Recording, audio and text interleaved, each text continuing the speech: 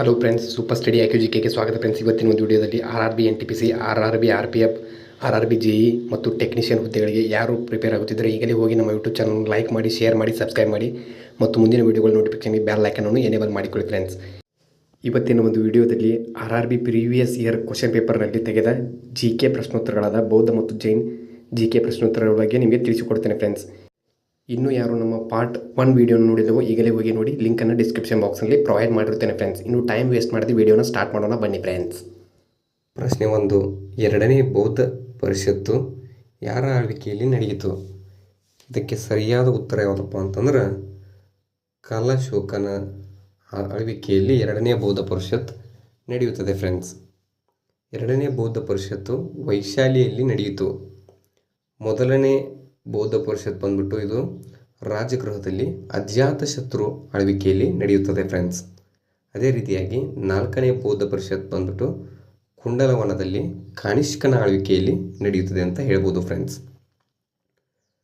ಮತ್ತು ಮೂರನೇ ಬೌದ್ಧ ಪರಿಷತ್ ಬಂದ್ಬಿಟ್ಟು ಇದು ಪಾಟಲಿಪುತ್ರದಲ್ಲಿ ಅಶೋಕನ ಆಳ್ವಿಕೆಯಲ್ಲಿ ನಡೆಯುತ್ತದೆ ಫ್ರೆಂಡ್ಸ್.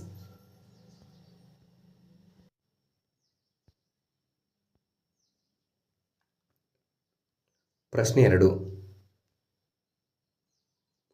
ಯಾವ ಬೋಧಿ ಸತ್ವನು ಇಂದ್ರ ದೇವರಂತೆ ಸಿಡಿಲು ಹಿಡಿದಿದ್ದಾನೆ?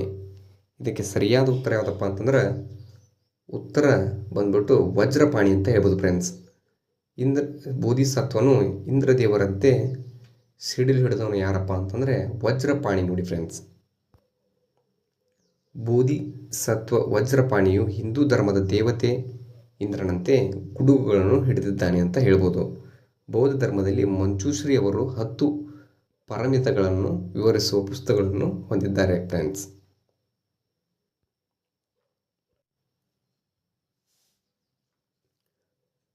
ಪ್ರಶ್ನೆ 3, ಬುದ್ಧನ ಜೀವನದ ಕೆಳಗಿನ ಯಾವ ಭಾಗವನ್ನು ಕುದುರೆಯು ಸಂಕೇತಿಸುತ್ತದೆ? ಇದಕ್ಕೆ ಸರಿಯಾದ ಉತ್ತರ ಬಂದ್ಬಿಟ್ಟು ತ್ಯಜಿಸುವಿಕೆ ಅಂತ ಹೇಳ್ಬೋದು ಫ್ರೆಂಡ್ಸ್. ಬುದ್ಧನ ಜೀವನದ ಕೆಳಗಿನ ಸಂಕೇತವು ಕುದುರೆಯು ಬಂದ್ಬಿಟ್ಟು ತ್ಯಜಿಸುವಿಕೆಯನ್ನು ಸಂಕೇತಿಸುತ್ತದೆ ಫ್ರೆಂಡ್ಸ್. ಬುದ್ಧನ ಶ್ರೇಷ್ಠ ಜೀವನ ಘಟನೆಗಳನ್ನು ಸಂಕೇತದಿಂದ ಪ್ರತಿನಿಧಿಸಲಾಗುತ್ತದೆ ಅಂತ ಹೇಳ್ಬೋದು ಫ್ರೆಂಡ್ಸ್. ಬುದ್ಧನ ಜನ್ಮ ಮತ್ತು ಹುಟ್ಟು ಬಂದ್ಬಿಟ್ಟು ಚಿಹ್ನೆಗಳು ಯಾವಪ್ಪ ಅಂದರೆ ಕಮಲ ಮತ್ತು ಬುಲ್ ಅಂತ ಹೇಳ್ಬೋದು ಫ್ರೆಂಡ್ಸ್.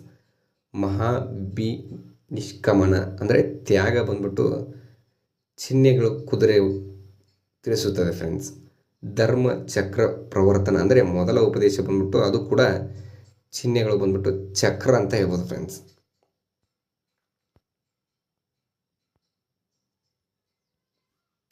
ಪ್ರಶ್ನೆ 4, ಯಾವ ಬೌದ್ಧ ಸಾಹಿತ್ಯವು ನೀತಿ ಮತ್ತು ಸಿದ್ಧಾಂತದ ವಿಷಯಗಳ ಕುರಿತು ಬುದ್ಧನ ಧರ್ಮೋಪದೇಶಗಳನ್ನು ಒಳಗೊಂಡಿದೆ? ಇದಕ್ಕೆ ಸರಿಯಾದ ಉತ್ತರ ಯಾವುದಪ್ಪ ಅಂದರೆ ಸೂತ ಪೀಠಕ ಅಂತ ಹೇಳ್ಬೋದು ಫ್ರೆಂಡ್ಸ್. ಸೂತ ಪೀಠಕವು ಬುದ್ಧನ ಮುಖ್ಯ ಬೋಧನೆ ಅಥವಾ ಧಮ್ಮವನ್ನು ಒಳಗೊಂಡಿದೆ ಅಂತ ಹೇಳ್ಬೋದು ಫ್ರೆಂಡ್ಸ್. ಬುದ್ಧನ ಬೋಧನೆಯು ಮೌಖಿಕವಾಗಿತ್ತು ಫ್ರೆಂಡ್ಸ್. ಬೋಧನೆಗಳನ್ನು ಮೊದಲ ಕೌನ್ಸಿಲ್ನಲ್ಲಿ ಪೂರ್ವಾಭ್ಯಾಸ ಮಾಡಲಾಯಿತು ಮತ್ತು ದೃಢೀಕರಿಸಲಾಯಿತು ಫ್ರೆಂಡ್ಸ್.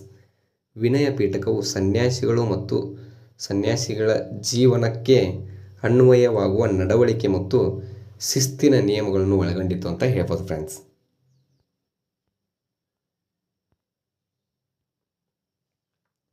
ಬುದ್ಧನ ಜೀವನ ಚರಿತ್ರೆಯಾದ ಬುದ್ಧ ಚರಿತವನ್ನು ರಚಿಸಿದ ಕವಿ ಯಾರು? ಇದಕ್ಕೆ ಸರಿಯಾದ ಉತ್ತರ ಬಂದ್ಬಿಟ್ಟು ಅಶ್ವಘೋಷ ಬಂದ್ಬಿಟ್ಟು ಬುದ್ಧ ಚರಿತವನ್ನು ರಚಿಸಿದ ಕವಿ ಆಗಿರ್ತಾನೆ ಫ್ರೆಂಡ್ಸ್.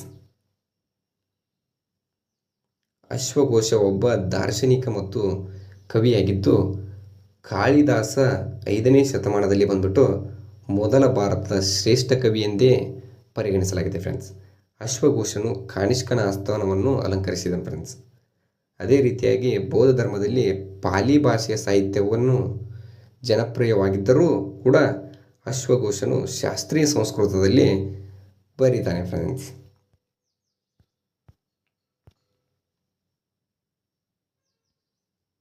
ಪ್ರಶ್ನೆ 6, ಯಾವ ಕುಲಕ್ಕೆ ಸೇರಿದವನು ಅಂದರೆ ಬುದ್ಧ ಯಾವ ಕುಲಕ್ಕೆ ಸೇರುತ್ತಾನೆ?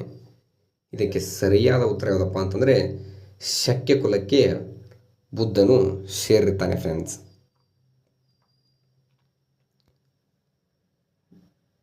ಭಗವಾನ್ ಬುದ್ಧ ಸಿದ್ಧಾರ್ಥ ಗೌತಮ ಎಂಬ ಸಾಮಾನ್ಯ ವ್ಯಕ್ತಿಯಾಗಿದ್ದು ಅವರ ಆಳವಾದ ಒಳನೋಟವು ಜಗತ್ತನ್ನು ಪ್ರೇರೇಪಿಸುತ್ತದೆ ಫ್ರೆಂಡ್ಸ್. ಅವರು ಇಂಡೋ ನೇಪಾಳ ಗಡಿಯ ಸಮೀಪದಲ್ಲಿನ ಲುಂಬಿನಿ ವನದಲ್ಲಿ ಕಪಿಲವಸ್ತು ಆಳಿದ ಶಾಕ್ಯ ಕುಲದ ರಾಜ್ಯ ಮನೆತನದಲ್ಲಿ ಇವರು ಜನಿಸ್ತಾರೆ ಫ್ರೆಂಡ್ಸ್. 29ನೇ ವಯಸ್ಸಿನಲ್ಲಿ ಗೌತಮನು ಮನೆಯನ್ನು ತೊರೆತಾನೆ ಫ್ರೆಂಡ್ಸ್. ತನ್ನ ಸಂಪತ್ತಿನ ಜೀವನವನ್ನು ತಿರಸ್ಕರಿಸ್ತಾನೆ ಫ್ರೆಂಡ್ಸ್. ಅದೇ ರೀತಿಯಾಗಿ ಅವರು ಕ್ರಿಸ್ತಿ ಪೂರ್ವ 485ರಲ್ಲಿ ತಮ್ಮ 80ನೇ ವಯಸ್ಸಿನಲ್ಲಿ ಉತ್ತರ ಪ್ರದೇಶದ ಕುಶಿನಗರ ಎಂಬ ಸ್ಥಳದಲ್ಲಿ ನಿಧನವನ್ನು ಹೊಂದುತ್ತಾರೆ ಫ್ರೆಂಡ್ಸ್. ಪ್ರಶ್ನೆ 7. ಗೌತಮ ಬುದ್ಧನು ಯಾವ ನದಿಯ ದಡದಲ್ಲಿ ಜ್ಞಾನೋದಯವನ್ನು ಪಡೆದನು? ಇದಕ್ಕೆ ಸರಿಯಾದ ಉತ್ತರ ಯಾವುದಪ್ಪ ಅಂತಂದರೆ ನಿರಂಜನ ನದಿಯಲ್ಲಿ ಗೌತಮ ಬುದ್ಧನು ಜ್ಞಾನೋದಯವನ್ನು ಪಡೆಯುತ್ತಾನೆ ಫ್ರೆಂಡ್ಸ್. ಫಲ್ಗು ಎಂದು ಕರೆಯಲ್ಪಡುವ ನಿರಂಜನ ನದಿಯ ದಡದಲ್ಲಿ ಭಗವಾನ್ ಬುದ್ಧನಿಗೆ ಜ್ಞಾನೋದಯವಾಗುತ್ತದೆ ಫ್ರೆಂಡ್ಸ್.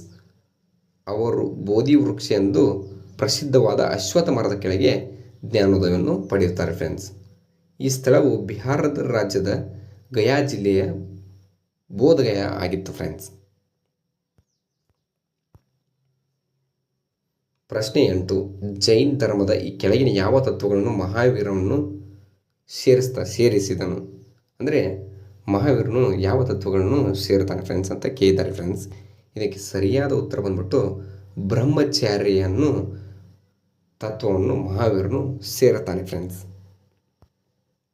ಮಹಾವೀರನು ಜೈನರ 24ನೇ ತೀರ್ಥಂಕ ಆಗಿದ್ದನು.